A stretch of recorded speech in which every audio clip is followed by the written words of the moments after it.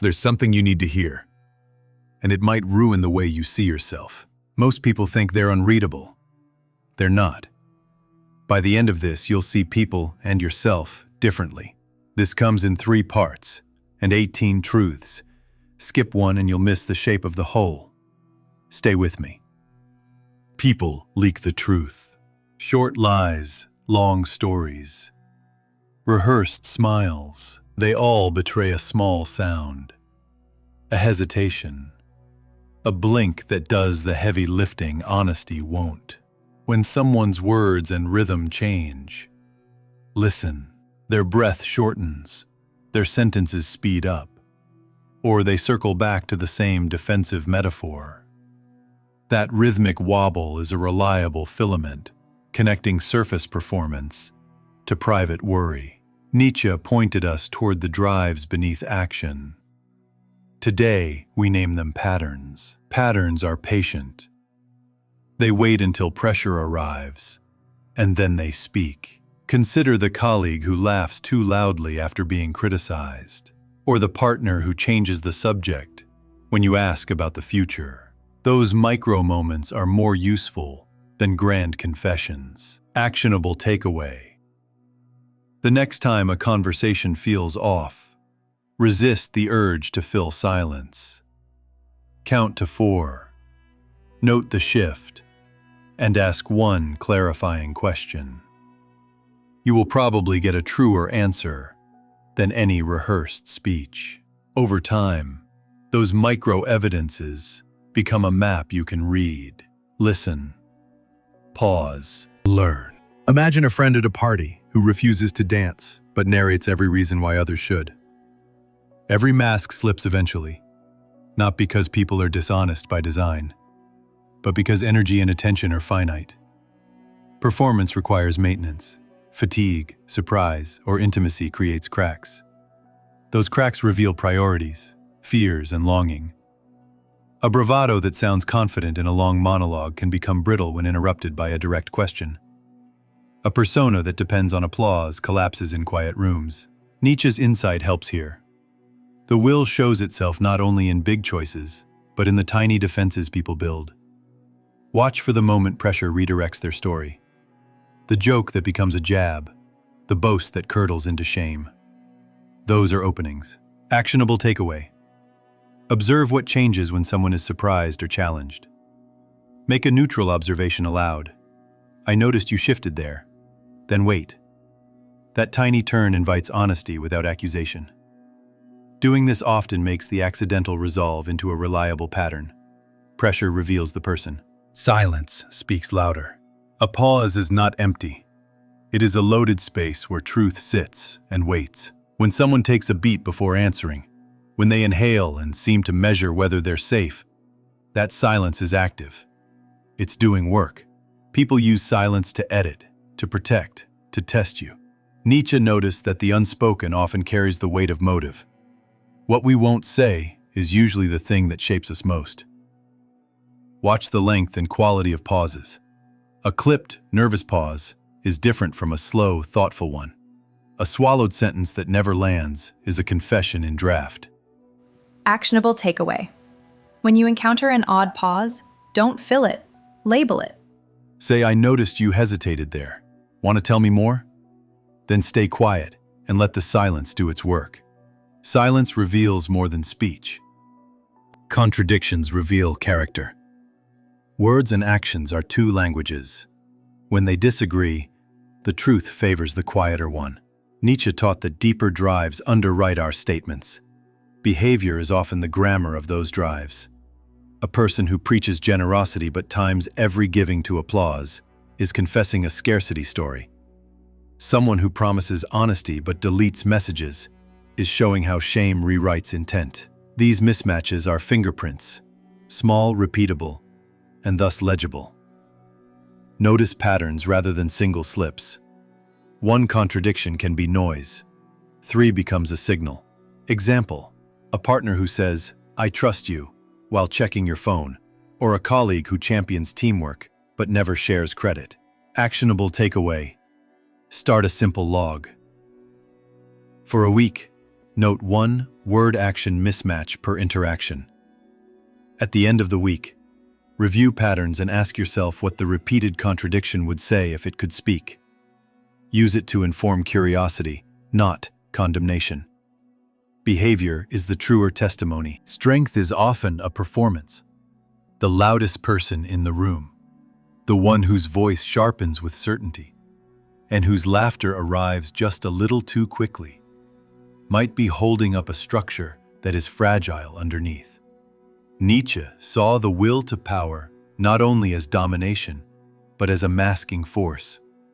People stage their bravado to rewrite their own story so others will believe it. Performance consumes attention and hides need. It requires applause to survive. The maintenance costs show up as microtells, interruptions, forced humor, the compulsion to one-up. Small metabolic signs that energy is being spent on keeping a fiction upright. Watch for the moment an announced triumph slides into defensiveness when questioned. That wobble points to what the person is protecting. Actionable takeaway. When someone performs strength, test it gently. Lower your tone, ask a humble question, or share a small vulnerability. If the other person softens, you found a seam. Use that seam to connect, not to exploit. Stay gentle. The fragility of pride. Pride dresses itself as armor, but it is often a papered shell that cannot tolerate touch. People stake identity on being right, exceptional, or untouchable because shame, once felt, feels intolerable. So they build defensive scaffolding. Nietzsche argued that loudly proclaimed virtue can be a symptom of a wound. The louder the sermon, the more likely someone is trying to forget a hurt. Pride performs an inversion. Vulnerability transmuted into status, dependency recast as principle. Look for signs, sudden dismissal of feedback, a quick litany of past victories, or the habit of turning personal questions into sermons. Those moves are defensive maneuvers, not proofs.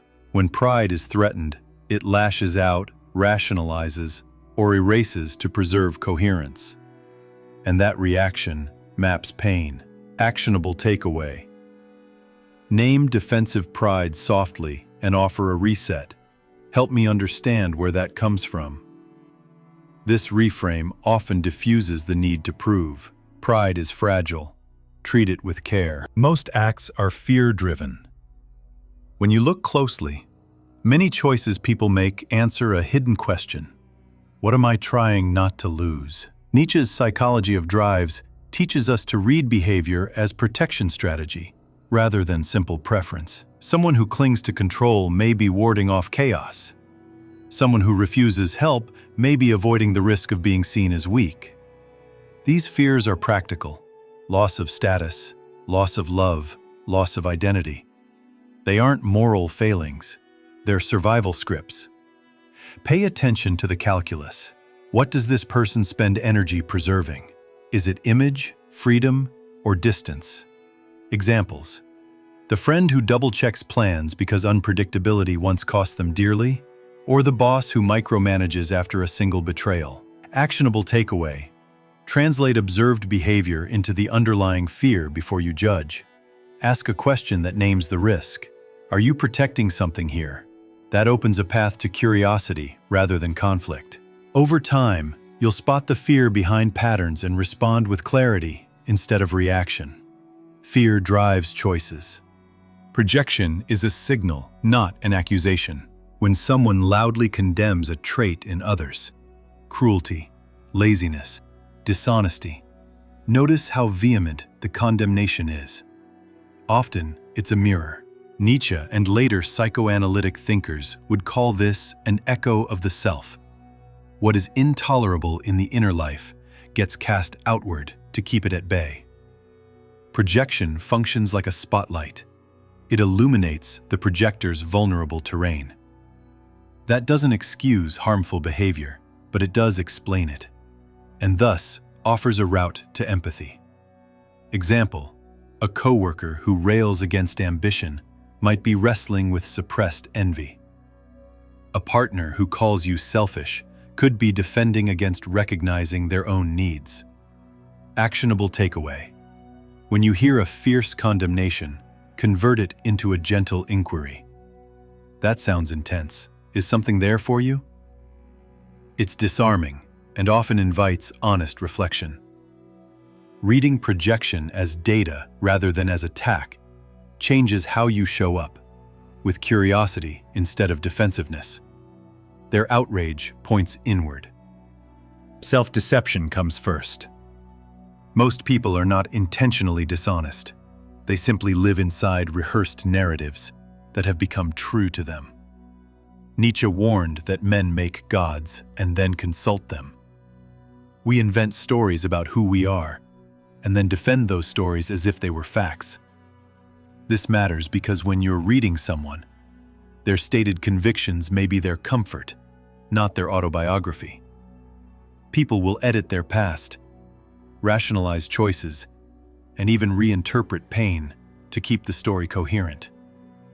The danger for you as a reader is to treat those rehearsed scripts as final truth. Instead, treat them as the visible costume, instructive, but not exhaustive.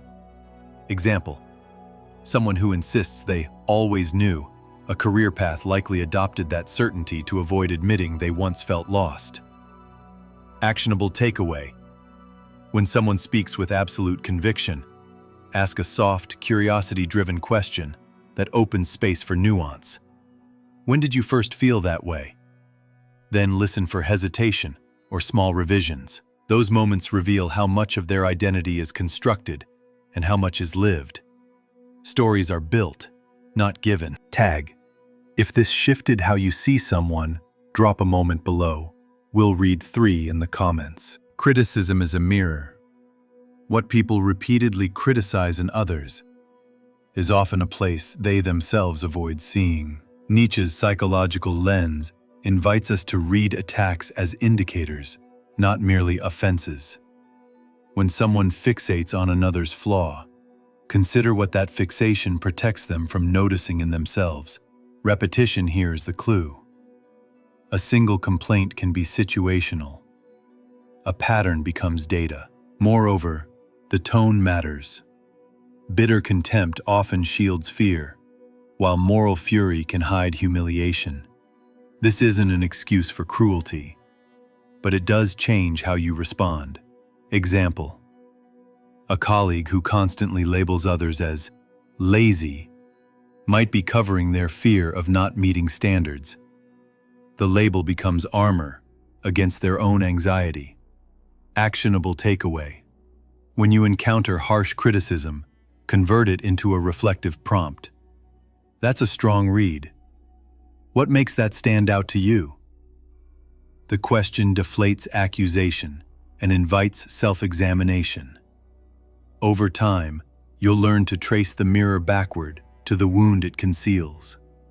Their critique points inward. What someone defends most fiercely often tells you where they feel most vulnerable. Defense is a directional force. It points away from the thing that hurts. Nietzsche's insight about drives reminds us that people marshal rhetoric and ritual to protect fragile parts of themselves. And the thing they circle like a sentry is usually what they fear losing. The colleague who defends their competence at every push might actually dread being exposed. The friend who insists they don't care about status may be secretly terrified of being invisible. Notice how defenses escalate. Logic becomes liturgy, jokes turn sharp, and stories grow longer to compensate for a small ache. Those escalations are navigable. They're invitations to curiosity rather than traps for judgment. Actionable takeaway? When someone immediately doubles down, reflect their defense back as an option instead of a verdict. Try, "It seems like this matters to you. What's at stake?" That phrasing shifts the dynamic from confrontation to explanation, and often yields a small, honest concession. Use those concessions to connect, not to capitalize. Defense points to doubt. The need to be remembered masks a deep fear of erasure. Some people chase recognition as if it were oxygen, because in their personal history being seen was rare, conditional, or painful. Nietzsche's view of the will helps us read attention-seeking as a survival response. If memory equals safety, then shouting becomes strategy. This plays out as flashy stories, relentless posting, or the insistence on telling the same anecdote until the teller believes it truly happened. That repetition isn't vanity alone, it's repair. Examples: the person who always recenters conversations to their achievements, or the partner who retells relationship milestones as proof they were chosen. These acts are signals about an early economy of validation. Actionable takeaway: instead of matching volume with volume, validate selectively. Acknowledge a real contribution, then pause, and let silence confirm it. A single sincere recognition often quiets the performance and lets the person feel seen without needing to perform for it. Remember, people perform memory to feel safe. Be the memory they need. Envy often hides under a mask of contempt. When someone attacks another's success with disproportionate bitterness, watch carefully. The vitriol frequently tapes over a quieter longing. Nietzsche understood that resentment, a sustained inward grievance, turns desire into a moral crusade. The person who ridicules achievement may be renouncing the possibility of achieving it themselves. They recast longing as moral superiority, because that position is safer than trying and failing. These moves are telling. Contempt is performative. Envy is private. Example: a friend who jokes about sellout while secretly scrolling curated highlight reels. A coworker who sneers at promotions yet parses every new hire's bio. Actionable takeaway: instead of meeting scorn with rebuttal, point to the possibility the person won't name. What would you want if you weren't afraid of being judged? That question reframes attack as aspiration and often disarms the moral posturing. Use it to invite honesty, not to shame. Envy paints itself as righteousness. No one speaks from pure logic alone. Our reasons are rimmed with feeling. Beliefs are cemented by need. Nietzsche's critique of rationalism reminds us that arguments are rarely neutral instruments. They're scaffolds for identity. People select facts that comfort a narrative and discard data that threatens coherence. That's not always deception. It's human economy. The mind preserves meaning. So when someone argues as if logic is their only tool, read for the emotional ledger beneath.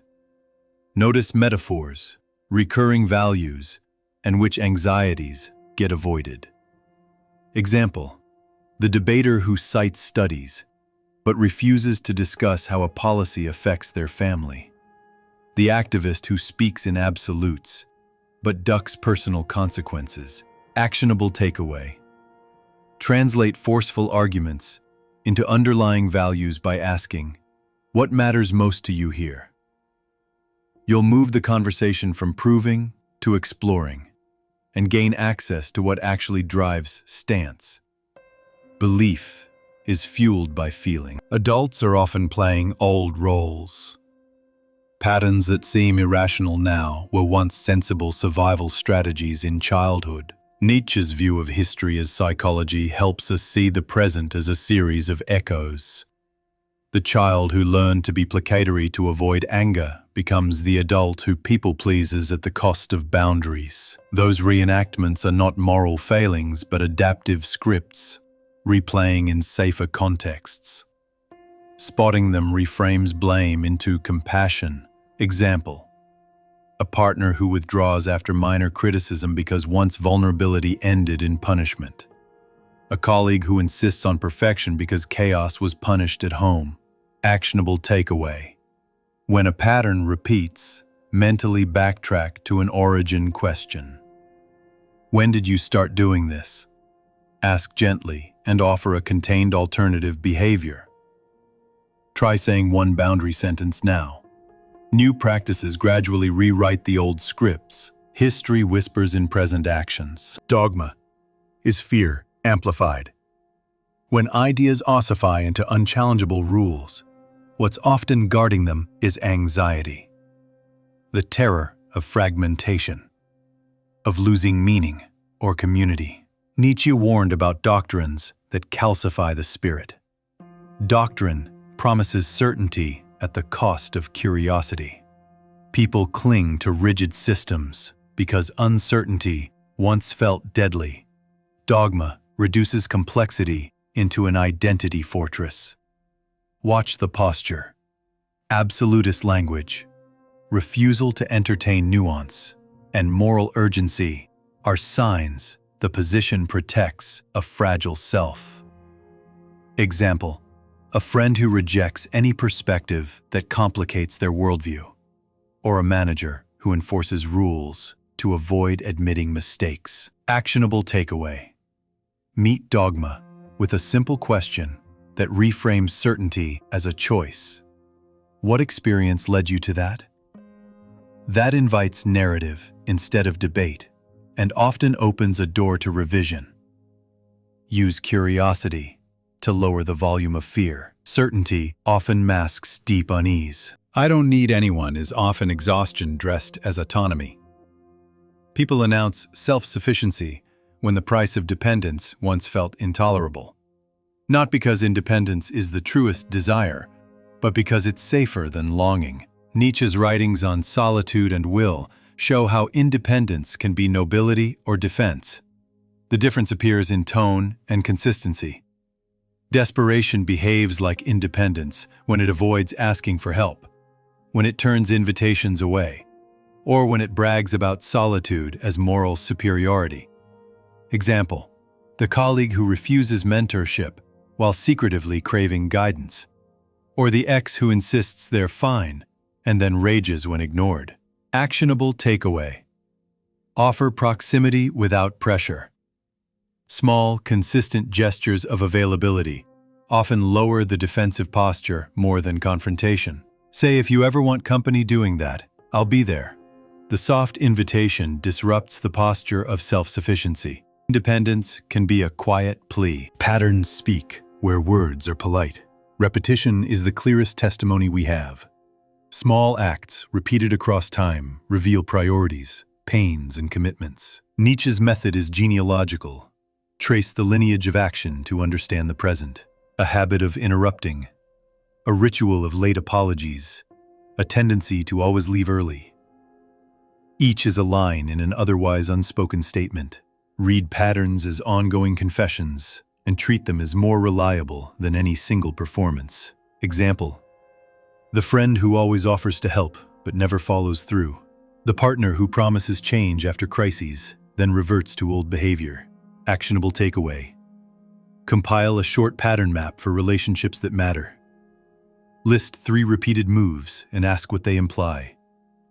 Share the map as curiosity, not accusation. "I've noticed X, Y, Z. What's your take?" That conversation turns confession into collaboration.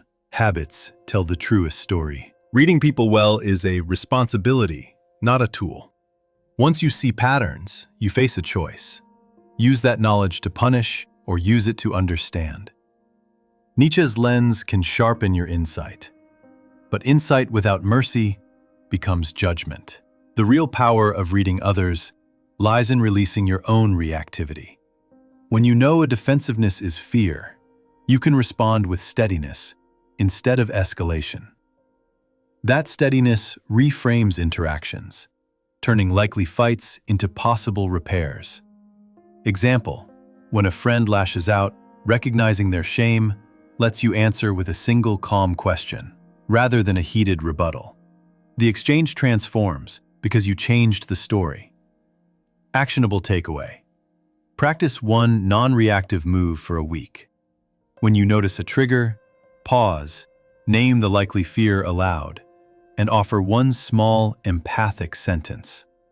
Observe how conversations shift.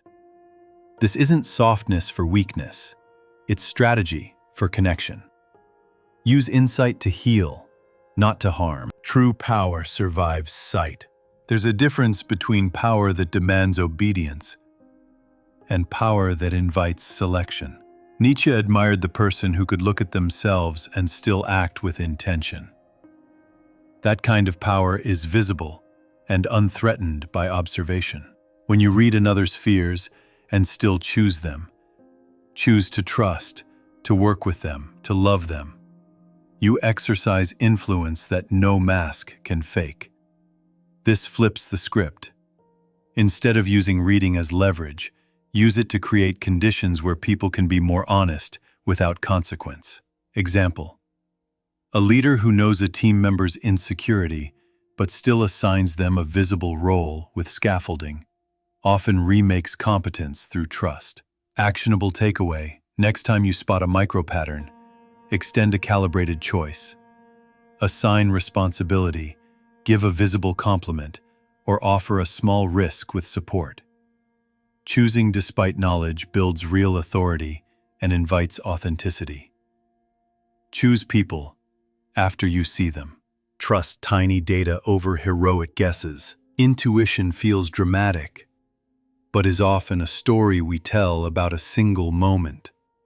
Patterns, repeated small signals, are the reliable currency of understanding.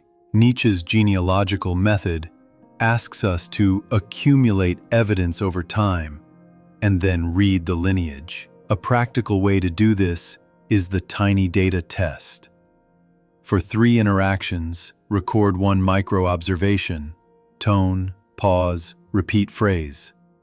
After 3 notes, ask whether a consistent theme emerges. That small ledger turns noise into signal. Example: you notice someone always deflects when future plans come up. Across 3 dinners, the same deflection suggests avoidance, not a one-off mood.